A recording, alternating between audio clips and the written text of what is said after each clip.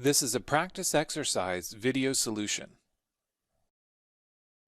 For this practice exercise, we're going to be using the dataset projected view. We're going to start by creating a detailed drawing from the design, and we're going to use all the default settings. We need to begin by placing the first view in the upper left-hand corner. From here, I'm going to say OK with all the default settings, and I want to create my projected views. I'm going to drag one off to the right, one down, and one out into the corner and say OK. If we need to make any adjustments to the scale, we can always go back to the parent view and increase its scale and move around our different views. Let's go ahead and make sure we have plenty of room about all of our views.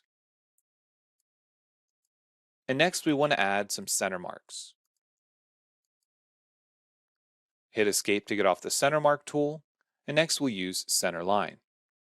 Center line is going to be between these two references. Escape to get off the center line tool. Let's add some basic dimensions for the position and the diameter for each of these holes. We also are going to dimension the width between and the overall width. Then we'll hit Escape and make sure that we do save our drawing before moving on.